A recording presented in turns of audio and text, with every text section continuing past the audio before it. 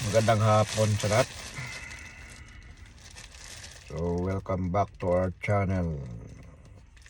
Today is Friday, July 3, 2026. So, meron lang ako yung sasabihin sa inyo, yung ito ay mahalaga talaga. So, alert tayo sa bansang Pilipinas.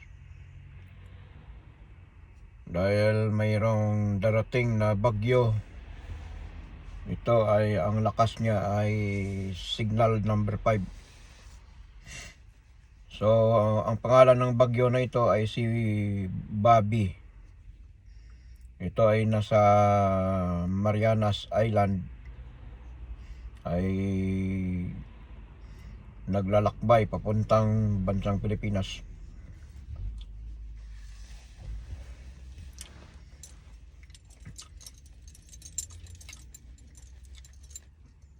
Kaya todo dasal tayo na hindi lang tatama ang bagyo sa bansang Pilipinas.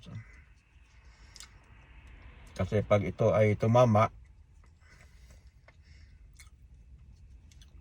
or magbago ang direksyon, baka tatakin nito ang Luzon.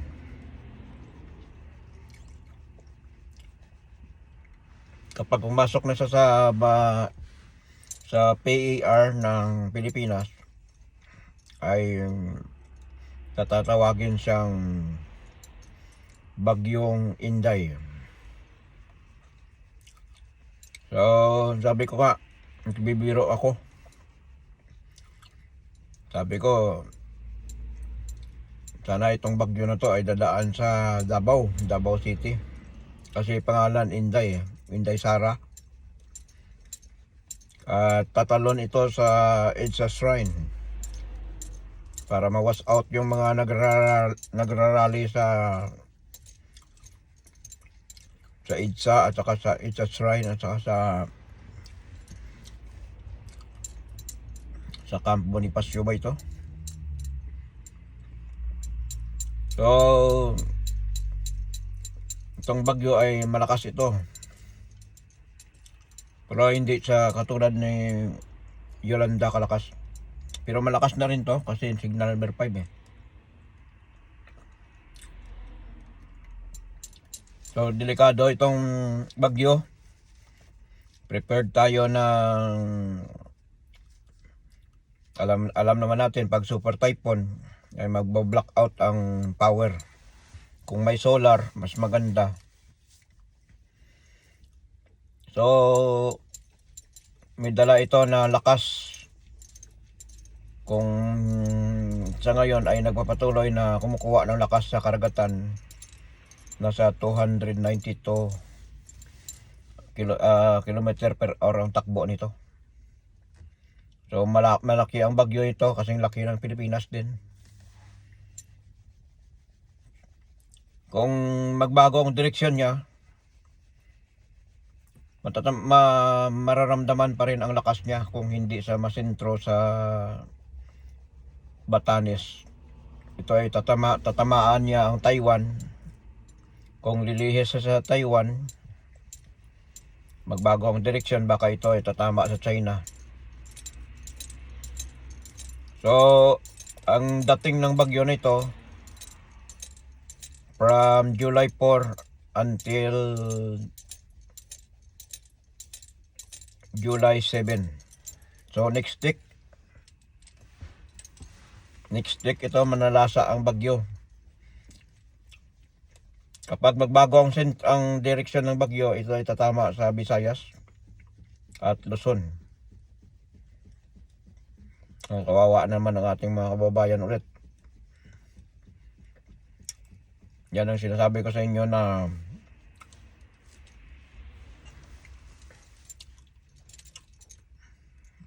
apat na elemento: lindol, bagyo, hurricane, or cyclone,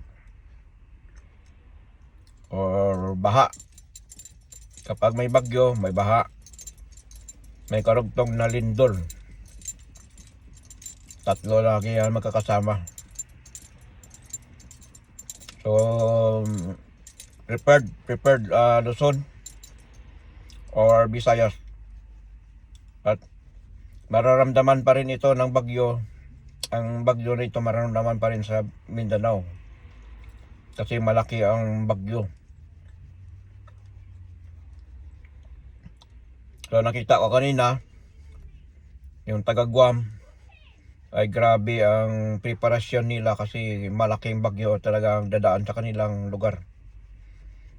Ngayon, tatakin ng bagyo ang Guam.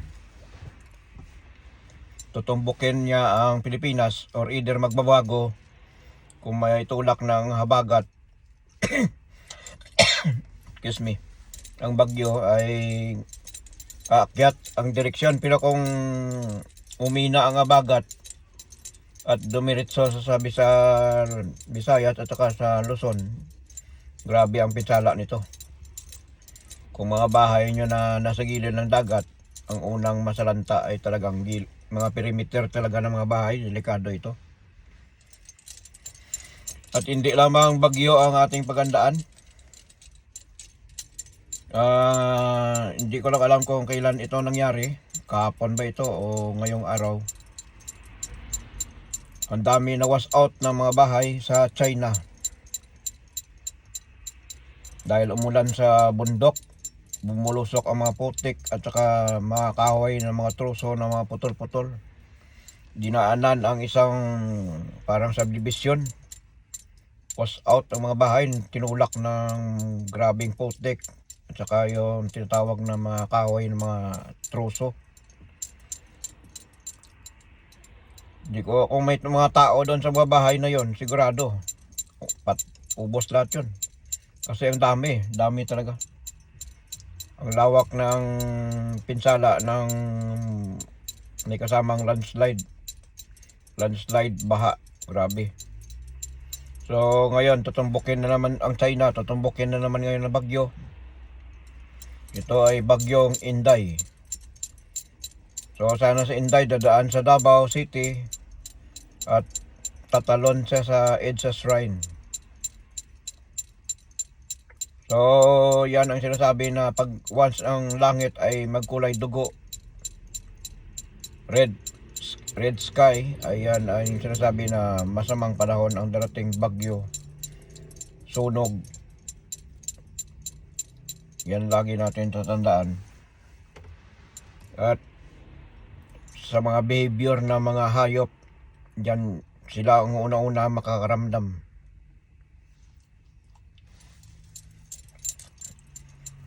At mayroon pa akong dapat nating paghandaan. Ito ay ang giyera na magaganap sa Indo-Pacific. So ang North Korea ay nagbanta na magpapalipad ng nuclear papuntang Japan at saka South Korea. So prepared tayo dahil this coming 2026 mayroong digmaan na mangyayari.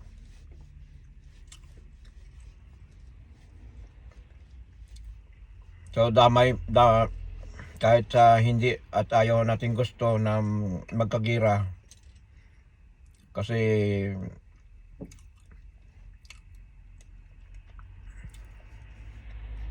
na ano na yan, na predict na yan ni Nostradamus. Itong gira na ito, sabi ko, upward 2025, maybe 2026 or 2027 na magaganap. Either ito ay pangunahan ng North Korea, or siyempre kung mauna yung North Korea, titirahin niya mga airbase ng Japan, at saka ganon din ang South Korea, at saka airbase din ng Amerika. So nag-warning na rin ito si Trump at nagpatawag ng meeting na mayroong magaganap na gira talaga So prepared tayo. Abang tayo sa Pilipinas ay busy sa mga INC, Iglesia ni Cristo. So dahil sa kay Marcolita, sa proteksyon ni Marcolita. So malinaw sa malinaw ang pagtanggap ni Marcolita at galing mismo sa kanyang pag-amin sa kanyang bunganga. Hindi siya nag-isip. Dapat gindeclare niya. At alam niya, abogado siya, na bawal magtanggap ng pera. Buti lang kung maliit na halaga lang is umabot ng 75 million. Ang binigay ni Mike Defensor is 30 million. Gift lang daw ito, gift. At saka yung sino pa yung nagbigay. Yung isa 25, yung isa 20. So mismo sa bunganga niya nanggaling ang kanyang pag-amin. Abogado nga, bubo naman. So nanganganib din ang Iglesia ni Cristo. Baka ito ay hindi na marinyo ang kanilang ang church ng Iglesia ni Cristo. Baka hindi na i-renew. Kasi grabing nilabag. Ang daming reklamo. Ayaw ko sabihin. So may mga nganib ang Iglesia ni Cristo. Dahil sa mga nilabag nila na about sa mga rules sa simbahan.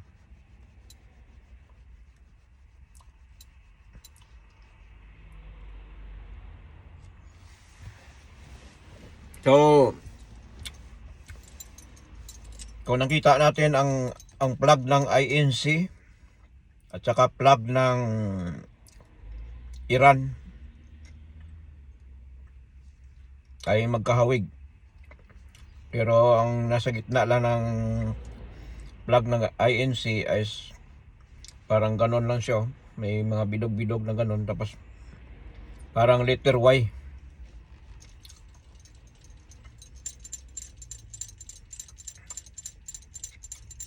So ang Iran ngayon ay patuloy ang digmaan sa Iran, Amerika at sa mga karatig bansa ng mga Islam.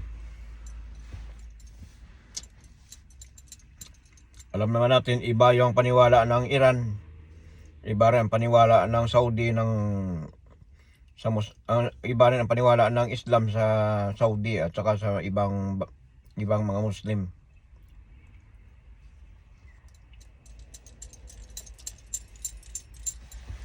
So prepared tayo. Hindi lang yan. Meron din akong nakikita na kaguluhan na mangyari sa Pilipinas. Baka ito ay mauwi sa martial law. Kasi ginagamit lang ng Duterte ang Iglesia ni Cristo para ilihis ang isyu dahil ito ay malapit ng impeachment ni Sara Duterte.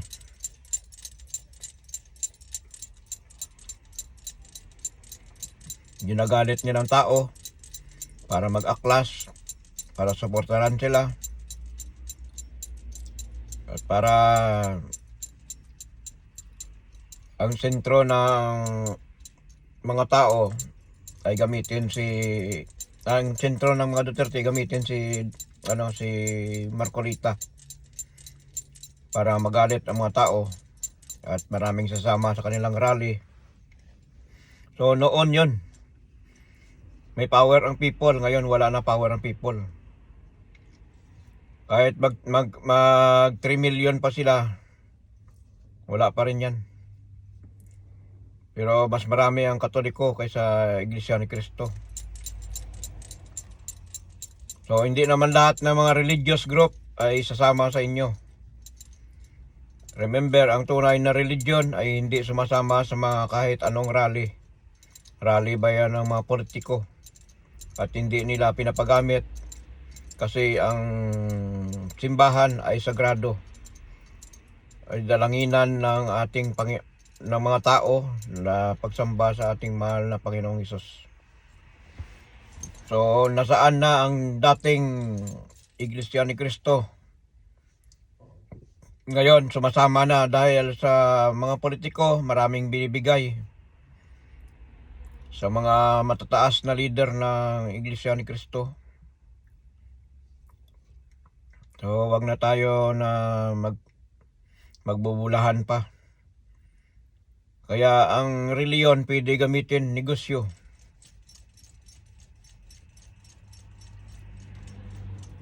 So, kawawa yung mga member. Kung anong sabi ng leader ay tutuwad din. Pag sinabi ng leader, oh, tumalon kayo sa bangin, tumalon kayo sa dagat, eh, tatalon din kayo. Kaya, kung anong sabi ng leader, all for one daw sila eh. Hindi lamang gera, civil war, pero napipinto ko lang na magkaroon ng martial law. So kung once namikdab ang gulo sa North Korea laban sa South Korea, Japan at Amerika, at kung kasasali pa yung sasali pa yung Russia at saka China. So ito yung digmaan, World War 3 talaga to. Kung once nasisiklab ito. Hindi lamang yan ang ating pagandaan. So China, Taiwan, Philippines, prepared sa malakas na bagyo na darating. Although na kung hindi man tatama sa Pilipinas, nasa ibabaw ng Batanes, delikado din, kawawa talaga. Dahil malaki itong bagyo, malaki ang mata. Signal number 5. So baka lalampas pa.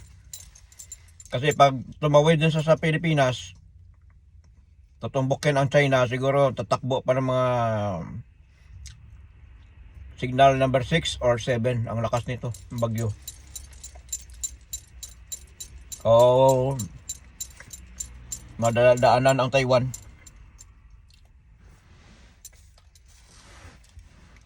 Malaking baha na naman ang mangyari sa China, sa Pilipinas. Hopefully hindi lang tatama sa sentro ng Visayas at saka Luzon. Kasi pag itong tumama ito, grabe ito. Lahat na mga bahay man na nasa gilid ng dagat, wash out yan. Dahil nakita ko may nagpost galing sa Guam, ay malayo pa daw ang bagyo, ramdam na daw nila ang lakas ng bagyo. So prepared tayo, hindi lamang yan bagyo. So mayroon din akong at saka ito, mayroon pa akong sasabihin pala. Prepared New Zealand. Ilang beses na ako nakaramdam na gumagalaw ang lupa ng Christchurch. Hindi ko lang alam kung abutin dito yung lindol sa Christchurch or maramdaman konti, or pero ang may prediction talaga is North Island, Wellington. Mayroong magaganap na lindol talaga. Ilang beses na ako nakaramdam na yumayanig, gumagalaw ang hospital na aking tinatrabahuan. So hindi ba natin hiningi, pero prepared lang. So Philippines, alert din dahil patuloy pa rin ang mga restore ng buong bansang Pilipinas. Patuloy ang aftershock, patuloy pa rin ang paggalaw ng Manila Trench. So, buong bansang Pilipinas, prepared tayo. Huwag tayo magpapakapanti na okay lang. Mahina lang lindol. Kasi once na may mga lindol sa ating lugar, ito ay may tendency na lalakas ito. So, marami tayong paghandaan. May bagyo, may lindol. Kapag umabot ang lindol ng 8.8 or 8.9 or 9 or 9.5, matinding tsunami talaga yan. So kaya magdasal tayo lagi, repent in God and believe in God. Hindi ako nananakot sa inyo, sa akin lang binababalaan ko yung mga tao. Kasi the more na nag-aaway-away, nagkawatak-watak ang mga kapwa Pilipino, hindi nagkakaisa, hindi nagmamahalan. Puro ingay doon o ingay dito. Dahil sa kay Marcolita, sa INC, dahil sa mga korupsyon, at dahil din sa impeachment ni Sara. So 100% ma-impeach si Sara. So mark my words, 100% yan. Pag ako nagsabi, magkatotoo yan. Yung marami din nagsasabi na mag-impeach din si Sara. So malabo pa yan sa sabaw ng pusit. So lahat ng mga may mga fault line, Negros Trench, Negros Fault, Mindoro Fault, Cebu Fault, Bohol Fault, Davao City Fault, Davao Occidental Fault. Ganon pa rin, patuloy pa rin ang aftershock sa General Santos City dahil umaakyat ang lupa ng Pilipinas. Itutulak ng lindol, itutulak ng bulkan yan. So ang mga bulkan ay mga dating tulog ay muling magigising. So delikado ito. Meron talagang magaganap 3 lindol na magaganap sa Pilipinas na malakas. May bagyo, may sunog, may baha. So ang baha, kapag walang bagyo, walang baha. Pero kapag may bagyo, may baha talaga kasi may dalang ulan yan. So prepare tayo ng ating mga tubig, pagkain. O mayroon tayong kit o bag. Andun na lahat yung mga pangailangan, flashlight or pito. Bibili kayo ng pito. Dapat mayroon isa sa inyong pamilya, mayroon isa-isa. Just in case na kung ano mangyari, ano ba, may mga lindol, matatabunan ka doon, kaya ma-rescue ka kung buhay ka. So dahil ngayong taon na ito ay hindi na kailangan magpa-relax o ngayong panahon talaga ay todo dasal talaga tayo dahil ang mga kalikasan ay maniningil sa lahat ng mga lugar, sa lahat ng mga kahit sa mga bansa ay sasapitin ng mga tao ang malalakas na lindol. Sinabi na ito ng ating mahal na Panginoong Hesus sa akin noong April 14, 2024 na mayroong darating na pinakamalakas sa malakas na lindol.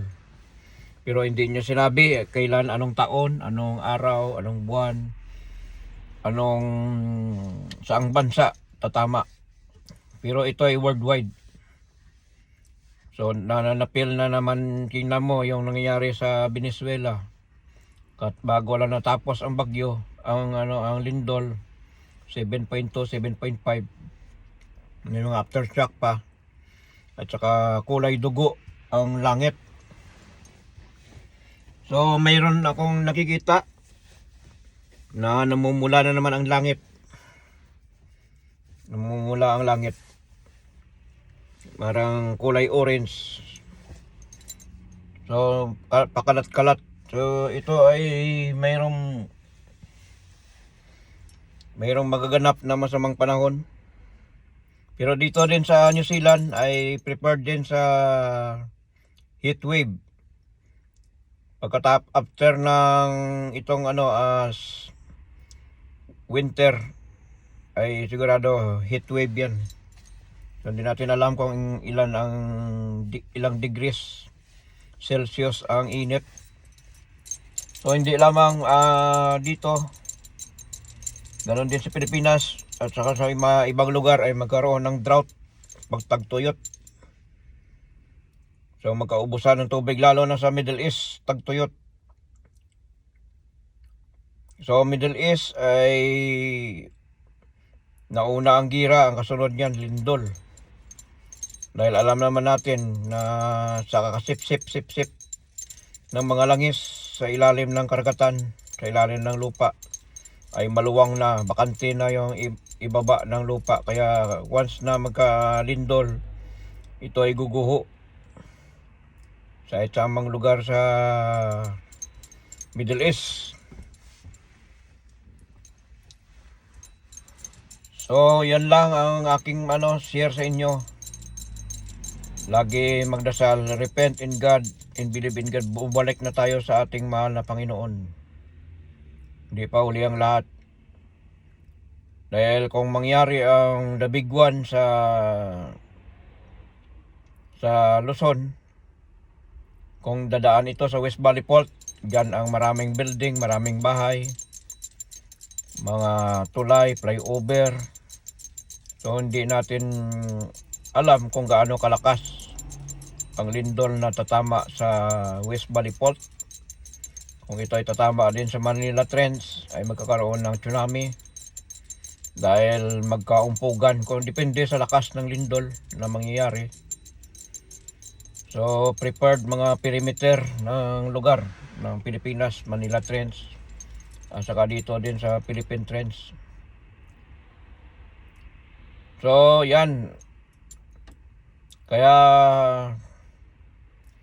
ang mangyari sa Pilipinas ay hangga't ang tao ay walang pagkakaisa, walang pagmamahalan, ang kalikasan lalong nagagalit.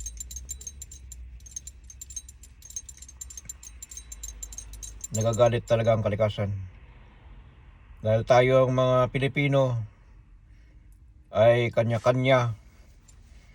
Dahil sa sinuportaran ng mga Duterte, Marcos, dahil sa korupsyon. Si PBBM, mayroon naman good news sa ating bansang Pilipinas. Nasa upper, umangat ang ating ekonomiya ayon sa World Bank dahil sa mga ginagawa ni PBBM. Kaya si PBBM panay ang lakad, hindi lakad na lakad na personal.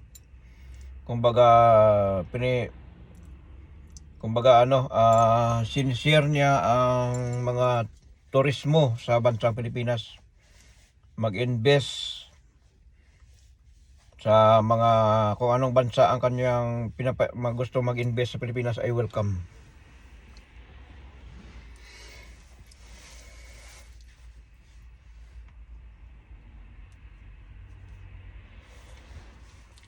Basta prepared lang tayo.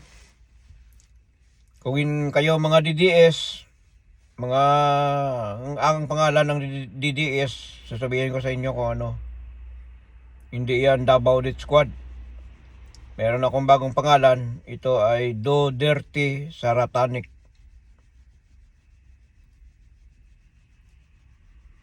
So lalantad ang katotohanan sa impeachment ni Sara Duterte. At kung mabuksan ang tinatawag na BIR tax box,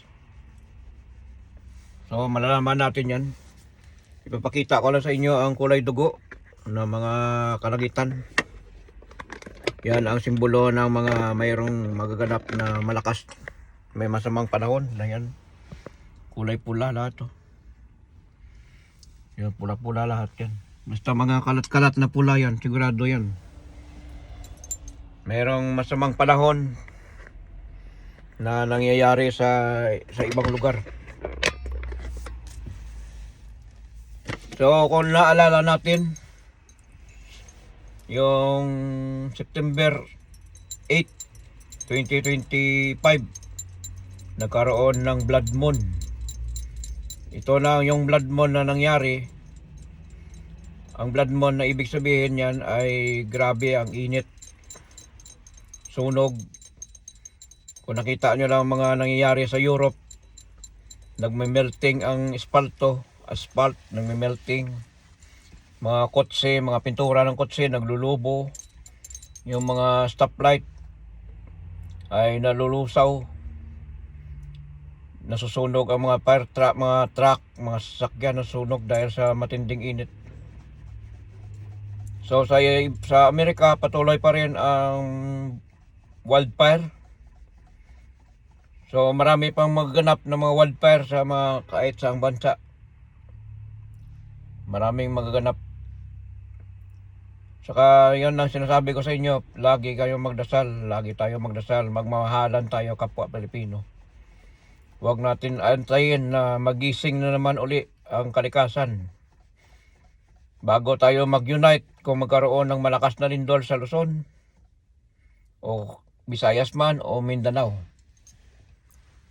Kung walang pagkakaisa, walang pagmamahalan.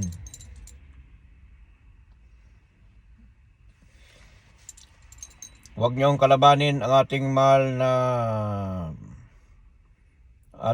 na Presidente PBBM dahil kakampi niya ang kalikasan. Siya ang itinilaga ng ating mahal na Panginoong Hesus para mamuno sa ating bansa. Siya ang nagsiwalat sa korupsyon na matagal nang walang nagtuligsa sa mga korupsyon. Si PBBM lang ang may lakas loob na upang isiniwalat, kakasuhan ang lahat ng may sala. Maging kaalyado man o hindi kaalyado ay patas. So mayroon na naman silang pinalabas ngayon ng mga fake news na marami daw binigay na tulong kay PBBM nung panahon ng pagka-eleksyon ng presidente. Mayaman ang Marcos, paano pa sila na mangkurap?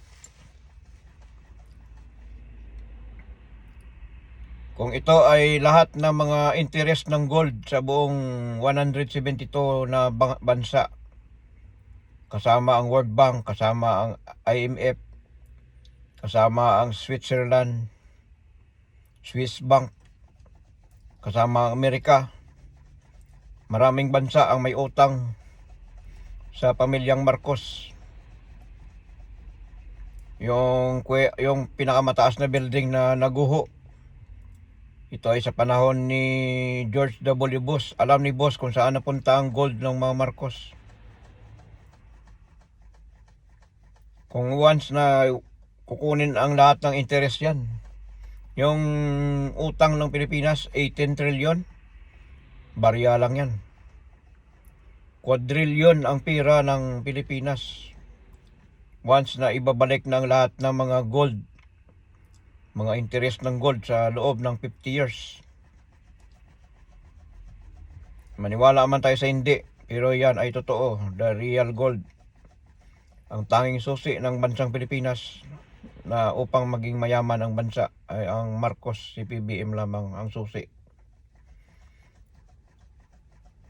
Kaya ang mga satanism gusto nila mapabagsak si PBBM para hindi makuha ng Marcos ang kanilang mga interest ng gold, mga gold nila sa iba't ibang bansa. Kaya ginagamit nila ngayon, lalo na yung one world government ba yan? One world government, yung China. Galit sa mga Marcos dahil hadlang sila sa pagyaman ng China sa kay Marcos, lalo na yung mga teritoryo. Itong nangyayari na ganon ka agresibong China sa West Philippine Sea dahil alam nila na maraming mga reserve gas dyan sa Palawan na yan, dyan sa Bao de Masinloc, Red Bank, yan ang ilira yan, lahat na West Philippine Sea yan, marami yan. Sa Ulo-Sulo, gas. dito sa Palawan at kasama sa may Panay Island. Boundary ng Palawan at saka boundary ng Visayas, mayroon dyan. Deuterium sa Surigao, sa Cotabato, Liguasan Mars, crudo naman ito. Sa Luzon, crudo din. So ito ang hinawakan ni Kindi Tanyagras. At saka dito kaya nililindol ngayon, panay ang lindol sa Bolinao, Pangasinan. Kasi dyan sa Pangasinan ay may pinakamalaking hydrogen na sa ilalim ng karagatan. Kaya ito itutulak ng mga lindol. Panay ang lindol sa buong bansang Pilipinas kasi ilalantad na sa buong bansang Pilipinas ang tagong yaman na sa ilalim ng karagatan, sa ilalim ng kalupaan. Kaya lahat ng mga nasa ibabaw ng lupa ay maapektuhan. Magkakalindol, walang stop yang lindol. Araw-araw, minuto may lindol. Kaya prepared Philippines. So pasensya kung madanan ang ating bahay ng lindol. So pag nasira, pagawa na lang ulit bago. So wala tayong magawa kasi kalikasan iyan. Hanggat walang katahimikan, walang pagmamahalan, walang pagkakaisa ang kapwa Pilipino ay hindi matuto. Kaya idadaan ng Panginoon sa mga trahedya para at lahat tayo ay magsisi sa ating lahat ng mga kasalanan, mga siraan. Kung anong sinisira niyo si PBM ay babalik sa inyo, lalo na mga Duterte. Kung anong paninira niyo sa Marcos, si Marcos ay corrupt. Siya ang mastermind, sabi ng mga DDS. Dahil si PBM daw ay siya ang nagpumirma sa GAA. Dahil sa mga nangyayari sa ating bansang Pilipinas ay walang pagkaisa at pagmamahalan ng kapwa Pilipino. So, wag natin antayin na magising ang kalikasan bago tayo magsisi at magmamahalan, magtulungan, magkaisa. May 3 lindol na malalakas ang mangyari sa Luzon o Visayas man o Mindanao. So prepared lang tayo. Ang hindi pa maranasan ng tao, maranasan nila kung gaano kalupit ang kalikasan. Ang kalikasan ang maningil. Kaya wala na power ang people. Ang power ngayon, power of God.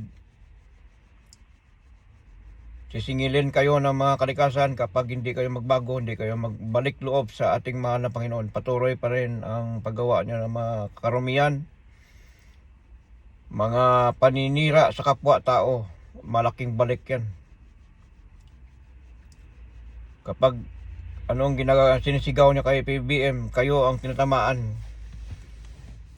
Bago naman, no, nag-rally sila, nag-ulan na naman sa Davao, pinasok ang simbahan. So, Davao City, prepared. Malakas na lindol ang darating. Ito ay mga city ang tatamaan ito ng lindol. So, prepared lang tayo. Hindi ko kayo tinatakot, pero once na hindi kayo magbabago, once na ang Pilipino ay walang pagkakaisa, walang pagmamahalan, ang kalikasan hindi mananahimik. Paano tayo unlad kung tayo ang kapwa Pilipino ay nagaway-away, siraan? Kung sino mamuno sa atin, siraan. So kaya ginagawa ito ni BBM na panagutin ang lahat ng mga involved sa mga korupsyon, DPWH or congressman o mayor o whatsoever, mga senator o mga, kasi bago pa darating ang project sa isang lugar, maraming pumirma dyan, maraming insertion. So noon pa yan. Kaya hanggat na may corrupt, hindi matuto, ay hindi sila titigil. Kaya gusto nila manalo si Sara Duterte para malaya sila lahat. Quits ang lahat ng kaso ng korupsyon. Ang mga nanakaw na pira hindi na makuha. At gusto nila pabagsakin si PBM para sila uupo, hindi matuloy ang impeachment. Kaya ito ay na-arcades noong 2025. Pero itong 2026 ay tuloy na ito. Matutuloy talaga ito. Kaya grabe ang sabuatan diyan sa Senado. Kaya pinaupo nila si Alan Peter Cayetano. Pero ang nangyari, bumaliktad. Sabi ko sa inyo, babaliktad yan. Ang mga dating DDS ay babaliktad. Kakampi sa mga minority. O ano nangyari, sila na ngayon ang minority na may hawak sa Senado.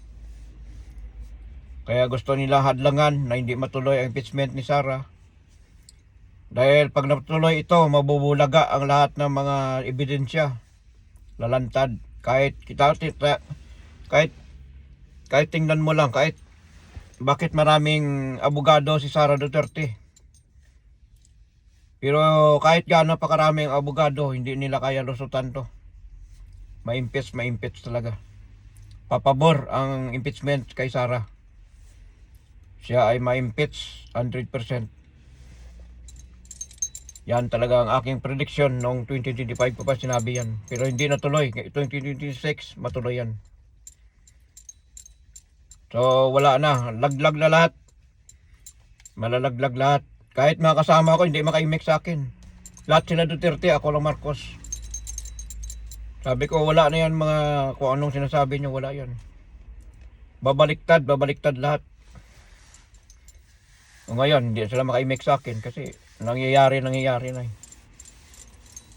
So dito na lang at medyo malamig ng panahon kasi sa ano nga din, taglamig na talaga dito. So papasok na ako sa loob ng bahay, magluto pa. So thank you and good night, have a nice day. Yan lang masabi ko sa inyo, repent in God, believe in God. Ang babala ko ay hindi basta-basta. Wala pa akong babala na hindi nangyari na.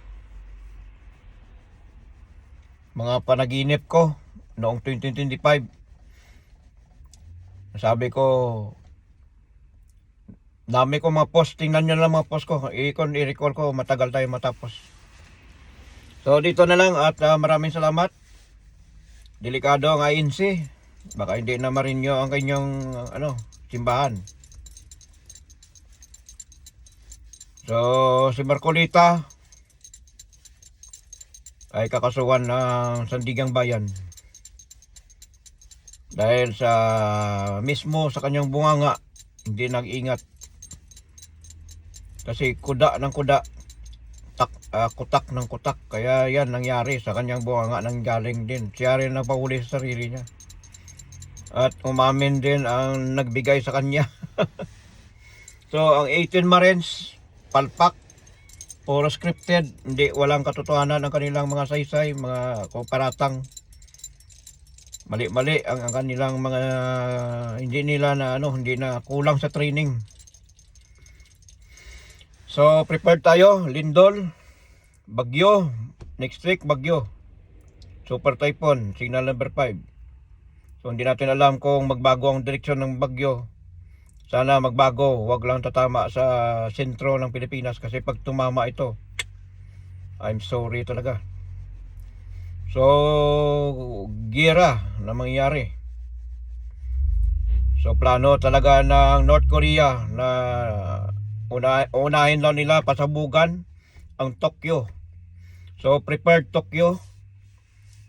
Dahil yan ang banta ang plano ng North Korea, titirahin nilang Tokyo. Nuclear ang ipalipad nila, hindi lang missiles na maliit na missiles. So sunod ang South Korea, Amerika ganun din. At ang Pilipinas madadamay pa rin. So marami tayong paghandaan. Kaya mangyari nito, walang eleksyon sa year 2028. Walang eleksyon na mangyari. Gira na paano mag-eleksyon pa? So prepared na tayo. Hopefully hindi tayo madamay sa mga tragedya. Kapag lubos ang ating paniwala at pananalig sa ating mahal na Panginoon, hindi tayo titinag sa mga negative mga mangyayaring lindol, bagyo, baha, sunog, tsunami, volcanic, mga bulkan na mag-erupt, matutom, Mount Apo. So ang Kanlaon at saka Taal ay magkakonek yan at Mayon. So marami pang mga bulkan, di ko lang kabisado ang mga bulkan sa Pilipinas kung saan mga aktibong bulkan. Pero marami tayong bulkan nasa ilalim ng karagatan.